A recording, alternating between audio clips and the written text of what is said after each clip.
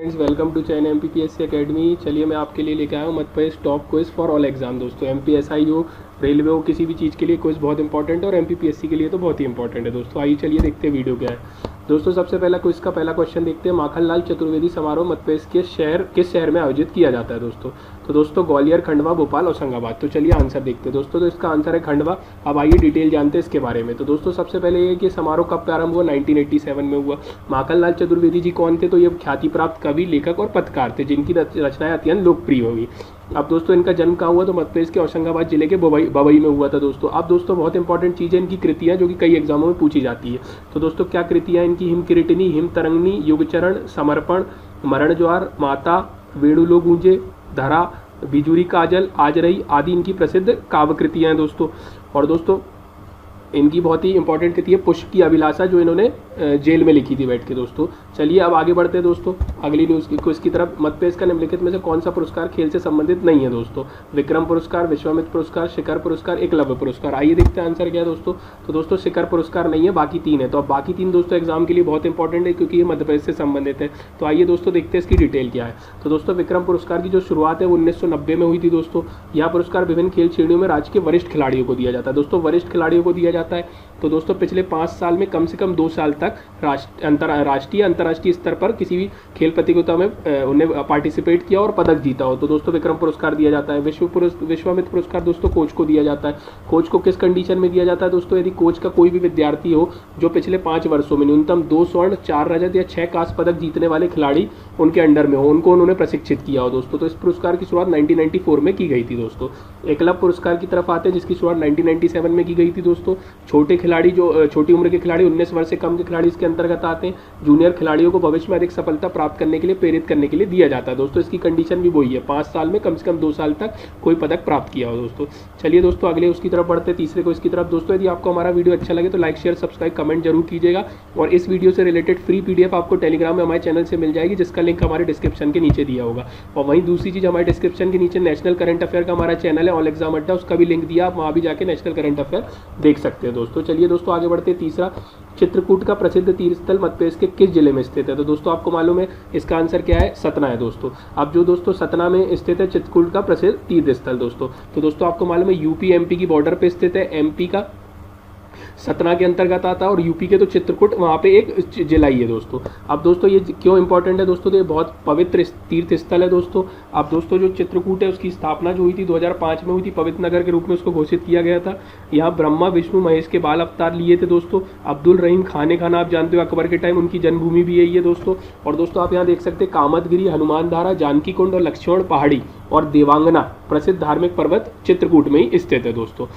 चलिए दोस्तों आगे बढ़ते हैं चौथी न्यूज़ की तरफ, चौथे क्विज की तरफ। मध्य प्रदेश का निम्नलिखित में कौन सा जिला गोटमार मेले के लिए प्रसिद्ध है दोस्तों? तो दोस्तों ये गोटमार मेला भी बहुत न्यूज़ में था करंट में, क्योंकि दोस्तों क्या होता है, एक अजीबी टाइप का मेला है दोस्तों। इसमें क्या होता है कि जाम नदी जो होती है, वहाँ पे एक जाम नदी है छिंदवाड़ा में, महाराष्ट्र से सट के छिंदवाड़ा, वहाँ पे जाम नदी के बीच में एक डंडा लगा के उसके ऊपर चुनरी लगा के एक दूसरे पे, 2 गांव के लोग, सावरना और पांडुरना के लोग एक दूसरे पे पत्थर चलाते हैं दोस्तों। और दोस्तों ऐसी किंवदंती है कि ये प्रेम त्यौहार के रूप में मनाया जाता है दोस्तों। तो दोस्तों इसका आंसर हो जाएगा छिंदवाड़ा। और इससे रही डिटेल जो मैंने आपको बता दी कि पांडुरना हर वर्ष भादो मास के कृष्ण पक्ष में अमावस्या पोला त्यौहार के दूसरे दिन पांडुरना और सावर गाँव के बीच बहने वाली जाम नदी में वृक्ष की स्थापना कर पूजा अर्चना की जाती है। और उसके बाद दोस्तों क्या होता है, पत्थर से एक दूसरे पर वार किए जाते हैं दोस्तों। इसमें कई लोग घायल हो जाते हैं दोस्तों।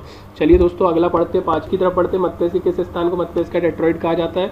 तो दोस्तों आपको मालूम है कि डेट्रॉइट जो अमेरिका में एक जगह है जो ऑटोमोबाइल इंडस्ट्री है, ऑटोमोबाइल्स के लिए बहुत फेमस है दोस्तों। उसी के नाम पे मध्य प्रदेश के पीथमपुर को मध्य प्रदेश का डेट्रॉइट, भारत का डेट्रॉइट कहा जाता है। और ये धार जिले के अंतर्गत आता है जो इंदौर से कुछ ही दूरी पर स्थित है दोस्तों, और एक औद्योगिक नगरी है दोस्तों।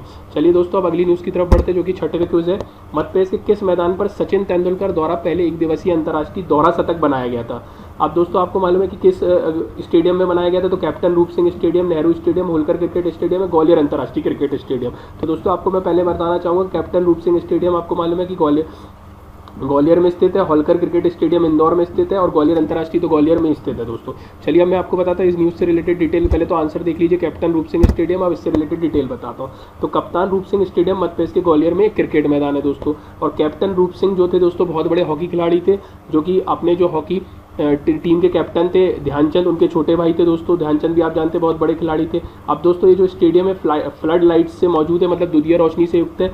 यहाँ डे नाइट मैचों की भी मेजबानी कर चुका है दोस्तों। और दोस्तों पहला मैच जो था इंडिया और वेस्ट इंडीज़ के बीच में 1988 में इसी मैदान में खेला गया था। और अपने मध्यप्रदेश के बहुत बड़े खिलाड़ी हैं, नरेंद्र हिरवानी जी आपने सुना होगा, अच्छे बॉलर हैं।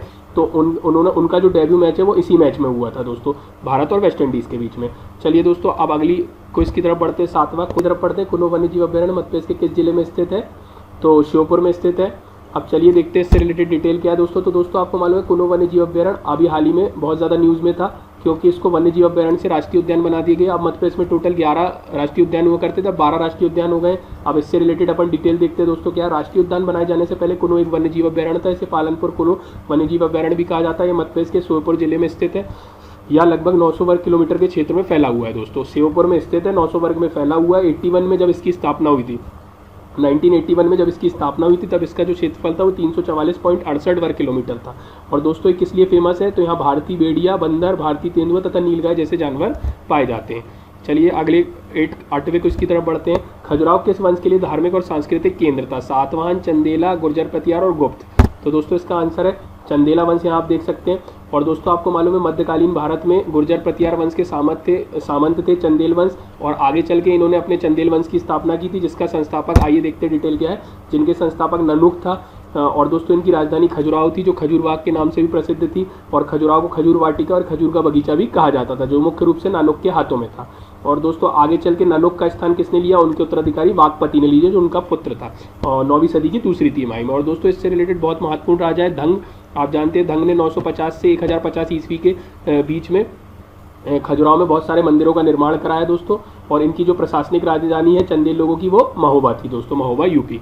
चलिए आगे बढ़ते हैं अगली न्यूज़ की तरफ। 9वां जो है दोस्तों, मध्य प्रदेश के निम्नलिखित में से किस उत्पाद को भौगोलिक संकेत स्थिति नहीं है? तो दोस्तों आप मानते हैं भौगोलिक संकेत होता है जीआई टैग, और इनमें से किसको जीआई टैग नहीं है? मध्य प्रदेश के 4 स्थान है, इनमें से किसको जीआई टैग नहीं मिला हुआ है दोस्तों? आइए आंसर देखते हैं। तो रतलामी सेब को दोस्तों जीआई टैग नहीं मिला है। तो किस किस को मिला है? चंदेरी फैब्रिक को मिला, दतिया और टीकमगढ़ के बेल मेटल वेयर को मिला, महेश्वरी साड़ी और कपड़े को मिला। आप जानते हैं महेश्वर की साड़ियाँ बहुत फेमस है। अब आइए देखते हैं जीआई टैग क्या होता है, जो बहुत इंपॉर्टेंट है परीक्षा की दृष्टि से। जीआई टैग दोस्तों आपको मालूम होगा कि कोई स्थान विशेष की विशिष्ट प्रकृति से या विशिष्ट उत्पाद जो होता है उसको जीआई टैग दिया जाता है, ताकि उस स्थान की उस उत्पाद के साथ पहचान को सुनिश्चित किया जाए, जोड़ा जा सके। अब देखिए डेफिनेशन क्या है। जीआई टैग अथवा पहचान उस वस्तु अथवा उत्पाद को दिया जाता है जो कि विशिष्ट क्षेत्र का प्रतिनिधित्व करता है, अथवा किसी विशिष्ट स्थान पर ही पाई जाती है, और अथवा वह उसका मूल स्थान होता है। जीआई टैग कृषि उत्पादों, प्राकृतिक वस्तुओं तथा निर्मित वस्तुओं उनकी विशिष्टता गुणवत्ता के लिए दिया जाता है। यह जीआई पंजीकरण 10 वर्ष के लिए वैध होता है, बाद में से रिन्यू कराना पड़ता है। तो दोस्तों आप डिटेल सारी समझ गए होंगे। जैसे यदि कोई भी एक जगह, मान लीजिए एक्स, वहाँ की कोई चीज़ बहुत फेमस है, तो उस चीज़ को उस जगह से संबंध करने के लिए अपन जीआई टैग दिया जाता है, ताकि आगे चल के कोई भी घपला ना हो सके या किसी को कोई परेशानी ना हो सके। चलिए आगे बढ़ते हैं 10वें क्विज की तरफ। मध्य प्रदेश का कौन सा जिला हनी का सर्वाधिक उत्पादन है करता है दोस्तों? तो दोस्तों आप देख सकते हैं कि हनी का सर्वाधिक उत्पादन कौन करता है? मुरैना करता है। आइए डिटेल देखते हैं। तो दोस्तों आपको मालूम है मुरैना मध्य प्रदेश के 52 जिलों में से एक है दोस्तों। हाल ही में शायद कमलनाथ सरकार ने 3 जिले और बढ़ा दिए, तो उसका कोई अपडेट नहीं, अपडेट मिलेगा तो मैं आपको अगले वीडियो में बता दूंगा। तो अभी ये देख सकते हैं मुरैना के मध्य प्रदेश के 52 जिलों में से एक है। इस जगह का नाम कैसे पड़ा दोस्तों? तो मोर और रैना मिलके बना है, दोनों का संधि करने के बाद मिलता है मुरैना, जिसका अर्थ होता है एक जगह जहां मोर बहुतायत में पाए जाते हैं। और दोस्तों आपको मालूम है मध्य प्रदेश का जो उत्तरतम बिंदु है वो मुरैना ही है, और मुरैना जो है गजक और पेड़े के लिए प्रसिद्ध है दोस्तों। तो दोस्तों यदि आपको हमारा वीडियो अच्छा लगा हो तो लाइक शेयर सब्सक्राइब जरूर कीजिएगा दोस्तों। हम अभी यूट्यूब चैनल में नए हैं, आप यदि बताएंगे तो इस चीज़ को हम आगे कंटिन्यू करेंगे, तो कमेंट करके अपना फीडबैक जरूर दीजिएगा दोस्तों। और हमारा नेशनल करंट अफेयर का चैनल आपको लिंक में मिल जाएगा। ओके, धन्यवाद दोस्तों।